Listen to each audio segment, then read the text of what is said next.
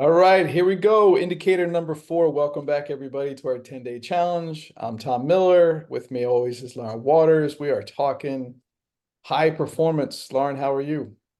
Doing well.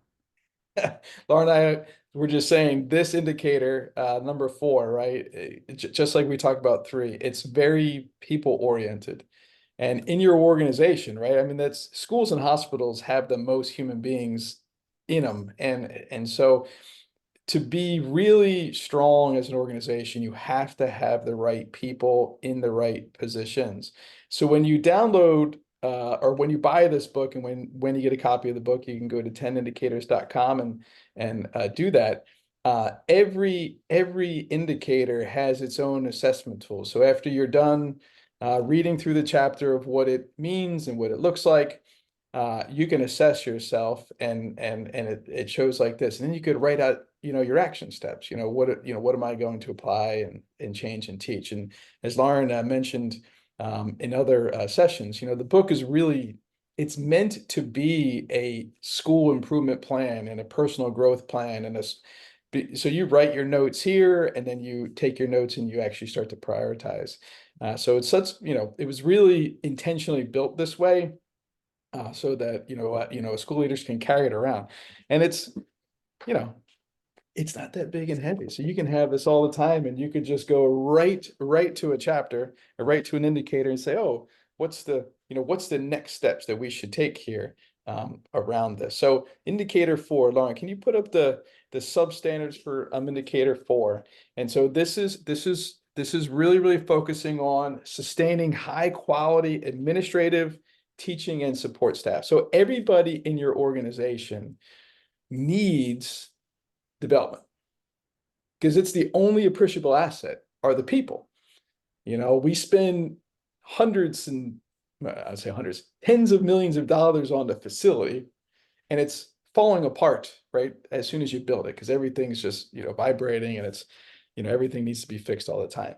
But if you don't take the time to invest in your people, time, resources, your organization is always going to be capped. It's never going to get to where you want it to be. And so this high performance indicator has 4 substandards: employee development, the recruitment and hiring process. And in the book alone, Lauren, right, we actually put the 18-step hiring process in the book that we use. So I mean, just the price of the book, I mean, that's like 100 times value if you follow that 18-step behavior-based process. And we teach that right in the book. And then the other 2 are internal processes for expansion of professional opportunities. So this is like, this is you giving your employees and your teachers opportunities to lead outside of the classroom, right? To expand outside of the 4 corners of your school property even, and to really grow as a professional. And then the last one is, this is Lauren's best work, this internal and external school climate feedback processes, which every single year you should be doing something to capture the larger pulse of your organization. And so if you don't have a school climate survey process, Lauren will be happy to help you to design one. You could use what we use, or we could do it for you. But it's such an important annual review of how are we doing for our people. So, Lauren, of these 4, which one do we want to tackle here? Sure. I also just want to point out real quickly this 51% here, and that this is an indicator that a lot of schools struggle with based off our norm data that we have collected from hundreds of school leaders who have taken our assessment. So this is a really important indicator for us to focus on and really think through, and how we can take some action towards, making ourselves at least 1% better in this indicator. Yeah, it's half. I mean, right? So half the people that have taken it think, right? They can, Right. somewhat agree in a subjective way that they do these things, and half say they don't.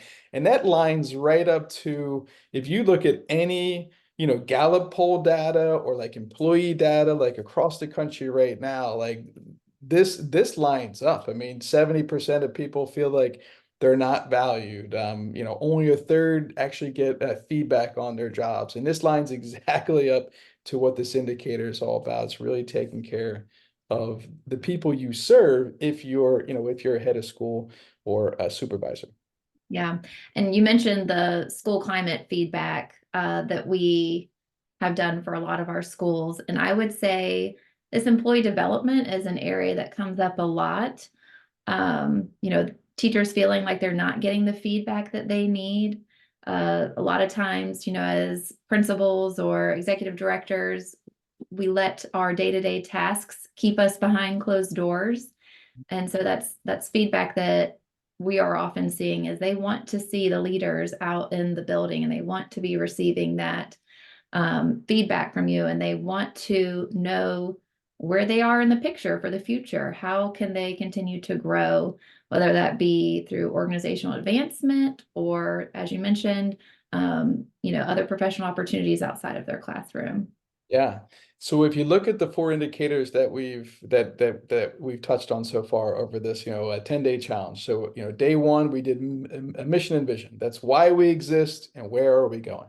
Indicator two is what are the goals we're looking to achieve and what's the strategies that we're going to use to make sure we achieve them.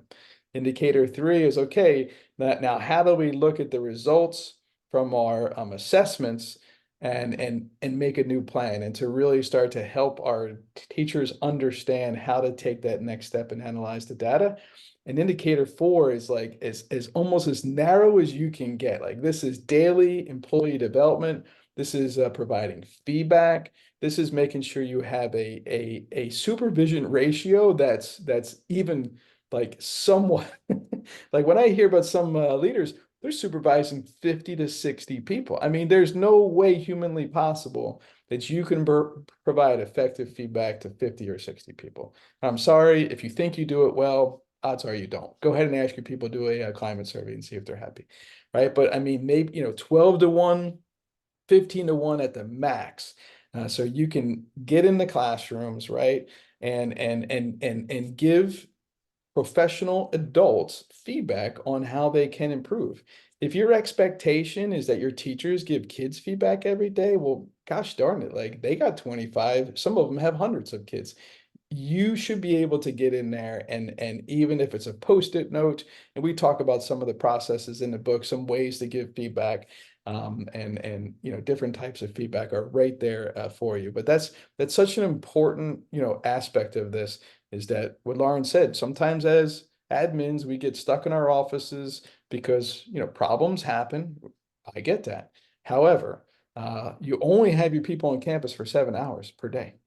Mhm. So how are you utilizing that 7 hours? Half of that time needs to be really spent inspecting your expectations and re-clarifying those pieces.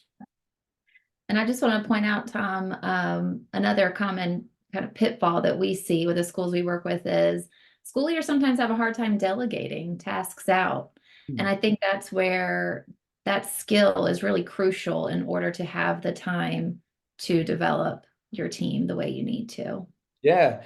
And I love the story that you had shared earlier about, one of your mentors, right? They would just say, hey, Lauren, come join me, or let me talk you through this. And really what, you didn't realize, you say, is like, oh, they were building a succession plan. They were investing in me so then I could take that role over, because eventually you went from teacher, right, to dean to, basically the elementary principal, correct? Yep. Yep. Yeah, I was sharing with Tom, one of my mentors, he kind of started doing that without me even realizing it. And then all of a sudden I realized, oh, I either got a promotion or I was given the opportunity to take on another responsibility, whether that be the BT coordinator role or the 504 coordinator. He'd invite me to come sit in on 504 meetings with him and then train me in that process. The next thing I knew, I was the 504 coordinator. So I didn't realize it at the time, but as we've studied this and I've read the book and we've taught this to other schools, that's what he was really doing with me. And I'm so appreciative of the time that he invested in me to get me to where I was. And then the great part is, like, once you realize that, happen, is now you go do it for someone else, right? And it's, we're both John Maxwell fans, and that's his law of explosive growth. That's the 20th law in the 21 irrefutable laws of leadership, is that, you're constantly working yourself out of these, tasks. And I can hear you now, everybody. Tom, I don't have anybody on my team, right? Look, when you get to know the people you serve, you will identify what their strengths are, right? What fills their heart, and then you start to give things over. And what we see, it's a trust issue or a security issue, and you just need to get over yourself, because you can't do everything. And if you try, you're really, really going to struggle. So I would say this particular indicator is probably the one that we have the most professional development around, because we can, help you have learn the foundations of coaching, right? So that's, we have a high performance coaching program. We talk about all the time how to delegate, how to empower. So we have tools and resources built for that to also help you. And then the recruitment process. I mean, we've got a couple hundred behavior-based interview questions that we love to utilize, because we believe that the way to predict what the behavior will be when they work for you, right, is to ask them what they've done in the past.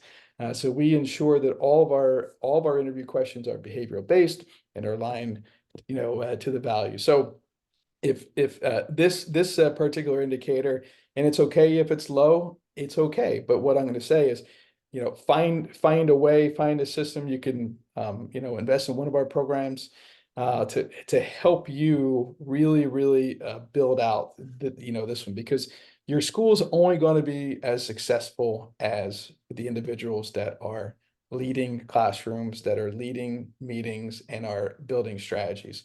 And so if you think that the bill for training is expensive, just wait till you get the invoice for incompetence, right? Because you're just, like, eventually, especially if you're a private school or a charter school, there's so many choices.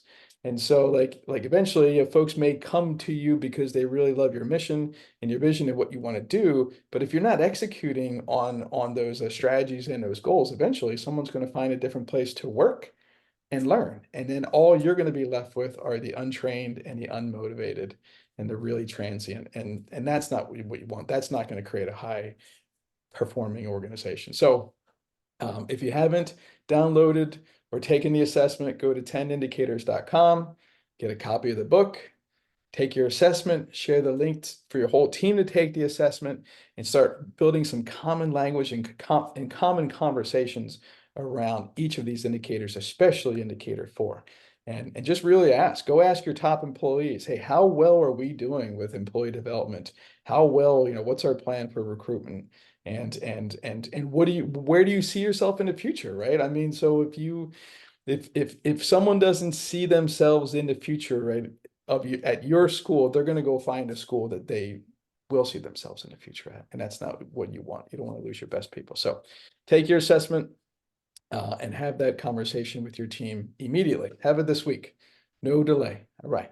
Thanks, everybody. We will see you with indicator 5. So now we've gone from mission and vision and goals and strategy and oversight.